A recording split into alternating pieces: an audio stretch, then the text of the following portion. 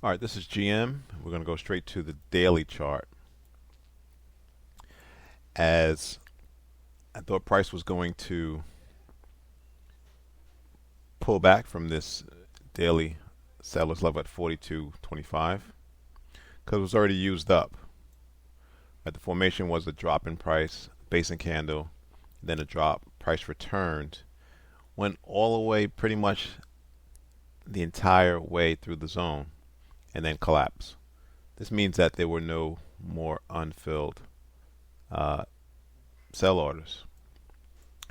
So I thought price was going to react, pull back, and then move higher, as it was in a uptrend. And I thought it was going to go higher because if you look at the higher time frame, this is where the liquidity is at. All right, before we continue with the analysis, let's look at this article. It is coming from The Motley Fool. Warren Buffett dumps 45% of this auto stock. Time to panic. Warren Buffett once quipped that it would be wise for investors to be fearful when others are greedy, and greedy when others are fearful, as the automotive industry is on the cusp of major evolution with autonomous driving vehicles, vehicles as a service, and the transition to EVs. What does Buffett dumping 45% of Berkshire Hathaway's holding of GM mean?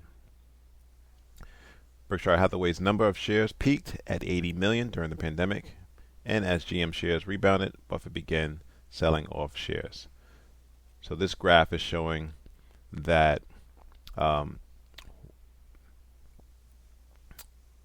number of funds that owned GM from the first quarter of 2020 to the fourth quarter of 2021.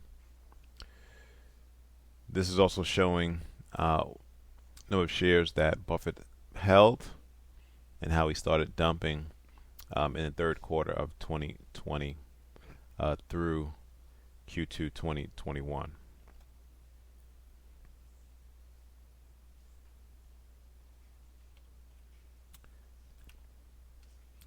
People can sell stocks for many reasons, and while Buffett shredding 45% of his holdings in GM seems bearish at first glance, it really is just a wise investor investing exactly how he preaches, buying when others are fearful and selling when others are getting greedy. It's also fair to note that other factors could have come into play. There is an ongoing union auto workers negotiation, which could reduce Detroit's automakers' profitability, or it could simply be that GM stock has failed to rally as high as many investors hoped. In fact, despite being a massive global automaker, GM expects it can double company revenue to a range of $275 billion to $315 billion by the end of this decade. Here's the kicker. It expects half of that annual growth to be generated from new businesses and software that come with higher margins than the traditional car selling business. General Motors' autonomous robo-taxi company Cruise is another example of exploring new revenue streams, and they just got approval to move forward in San Francisco. Let's go to the video. How do you operationalize this? Let's get right to it. It's gone in your favor. What happens next? What do you do? Well, so it's been a big year of scaling for us. So over the past several months, we've ramped up our operations in a very measured and careful way as we see the performance of these AVs improve on the road. And so the big difference with yesterday's permit, which is the sixth one we've got in California, the final one needed to commercialize our service, is we can convert that service from a free service to a fared service. And so it's a big milestone for not just us, but the AV industry, and I think a signal for California that we are going to prioritize progress versus accepting the tragedy of the status quo on our roads today. How strong is the signal? I tweeted or I X'd that you're coming on the program. And actually a really fair question I got in response was, why did the CPUC just do San Francisco? Why not say to Cruise or Waymo, have at it in Los Angeles, Sacramento, any other city in the state? That was actually at our direction. We've been working with regulators, like I said, for years now. And the very first time we went to the CPUC for fared service, it was for a small region of San Francisco, a limited number of cars, so we could, work with regulators and show them that this technology was ready. And so this is actually the second time we've gone for a fared permit, and this is an expansion of that original permit. And we'll do the same later this year or perhaps next year when we expand into California and other cities in the States. So why San Francisco? Why is this the place to not just test the technology, but commercialize the business? Well, candidly, like we're based here in San Francisco, so this is our, our home territory. But we see San Francisco as a litmus test for the commercialization of robotaxis. If they work in a city like San Francisco, where we have high population density, steep hills, heavy fog, a lot of tricky construction and other things, then that means it can work in many other cities similar cities across the U.S. And of course, from a business standpoint, these are the early days of the technology. These vehicles, the first version is always more expensive than later ones, and we want to start in cities where there's a high willingness to pay. So you'll see us start in some of the major cities before we work out into some of the other cities. What about money in your pocket now? I know the wait list is in the tens of thousands, so you are able to charge a fare, you onboard the wait list. Does that bring in sort of meaningful revenue for you guys? Because I'm going to get into the history of your company in a second, but I am interested in how quick the impact of being able to charge a fare is. Well, today we're still operating in relatively small scale. It's going to we have on the order of hundreds of vehicles, but up from 50 or so a year ago, and you're going to see that move into the thousands. Not right away, but over time. Across several cities that we're operating in. But the rate of expansion has been pretty impressive, and this is not because we're going just going wild here. It's actually because the AV system itself is improving so quickly. That's one of the remarkable things about AVs compared to human drivers is they can keep getting better over time and even exponentially. And so even just a couple weeks ago on the GM earnings call, I said we were at about 10,000 rides per week. This last week it was 15,000. So we're seeing demand that's off the charts, and I think that's going to lead to continued expansion in the near term. I talked about the history. Last night on Bloomberg Television, we aired an episode of The Circuit with Emily Chang, and she's talking to Gary Tan about Y Combinator. You guys were Y Combinator class of winter 2014. I think that's right. 9 years it's taking you to get to this point. Is that fast progress, or is that frustratingly slow progress? Well, building a car that can operate, better in many ways than a human driver is one of the ultimate AI challenges, and there's no shortcuts. And so, the first 8 years of this 10-year journey was a grind. It's continuous improvement, improving the software to the point we saw compelling evidence that this is going to have a positive impact on road safety.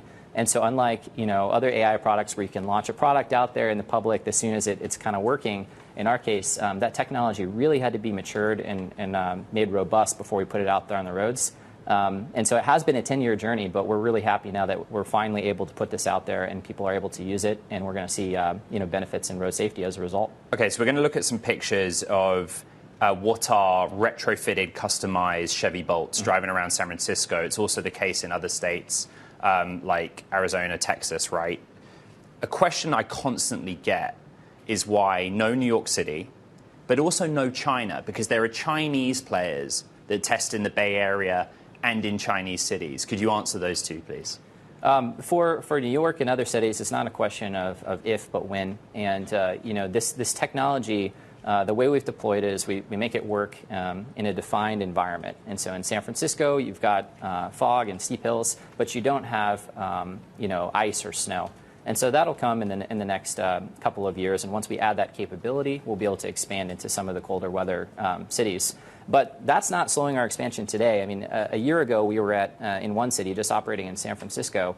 As of today, we've announced 7 or 8 cities that we'll be in imminently. And so you're going to see that rapid expansion probably in the Sun Belt, in the areas where the capabilities are a match to what we see in those cities. Let's talk about the future from the technology perspective and origin. So right now, these are retrofitted or customized Chevy Bolts. But you are designing, and we're showing it right now, a purpose-built, steering wheel-less, seats inward-facing shuttle. Okay, where are we with that product? Engineering is complete. We're on the verge of going into production. We expect some announcements on that in the next few weeks. But the exciting thing about this vehicle is it's the first time a car has been built from the ground up for this robotaxi purpose. So it lasts a lot longer than a regular car. It's designed to be optimal for pooled rides, so multiple people sharing a vehicle because there's lots of space between them. and the cost of it will be substantially lower than the first generation of the technology. So I think the cars on the road today feel like a car where you've just removed the driver. You still see the steering wheel moving around. The Origin feels like what a driverless vehicle was meant to be, in that experience that I think we've all perhaps been fantasizing about for years. Can you just explain in simple terms how, when production starts, you will deploy to the real world the Origin against your existing infrastructure? Yeah, so we've already been testing the Origin, and again, this car has no steering wheel, so without any safety driver or anyone behind the wheel, in multiple cities. And as it goes into production, you'll see us start deploying those vehicles, again, in a gradual and measured way across the existing, 7 or 8 cities that we've announced, and then ramp up, the number of those vehicles in each city as we ramp up production. There is a fierce battle for talent right now, broadly in the theatre of artificial intelligence, but machine learning or neural networks is a big part of what you guys do as well. What are your biggest challenges right now, from a cash perspective, from a talent perspective, that you've got left to tackle in 2023? Well, we're very fortunate to have robust support from General Motors. That Yes. Mary and her team see this as a key part of GM's future. And so when we talk to candidates, we talk to AI talent, they like to see that strong backing. But also, for many people, there are a lot of AI opportunities out there that are fun or interesting problems, but many of them still feel like toys. When you work on a self-driving car, that is having a real impact affecting road safety today, and it's one of the best ways that an AI engineer. Cruise is no joke, and the company is rated as an industry leader among the likes of Mobileye, Waymo, and Baidu.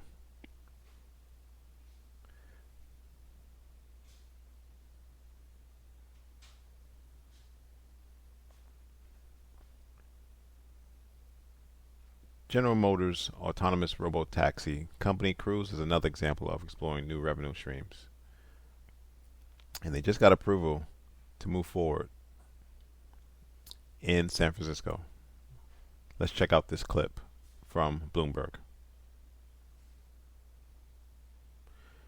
Cruise is no joke, and the company was rated as an industrial leader among the likes of Mobileye, Waymo, and Baidu, according to Guidehouse Insights, which ranked and covered over 16 companies. Ultimately, Buffett selling his shares isn't necessarily a bad sign. It's likely an investor winding down the end of an investing thesis that began years ago. At a time, others are greedy. GM does have many things going for it and has raised guidance this year as its current lineup of vehicles is driving strong financial results, enabling the company to fund an expensive transition to the future of EVs. All right, so now let's go back to the charts, and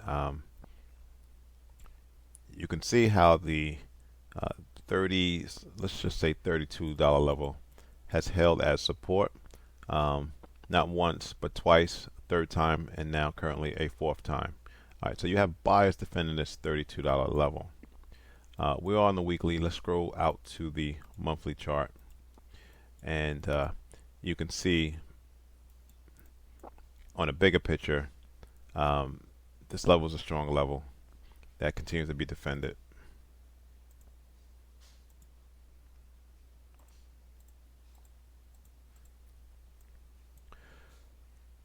Now I'm looking at current price going to the left and down. This was the pandemic lows.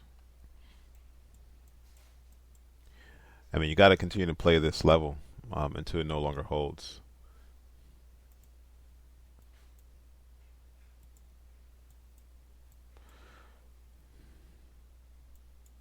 Now, what I would like to see is price get above this little area here. There's a little bit of sellers.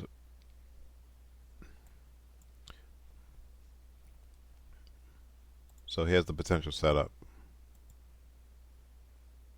Pull back to that level to try to get back to this 38 level. Thanks for watching. Subscribe. Please like the video.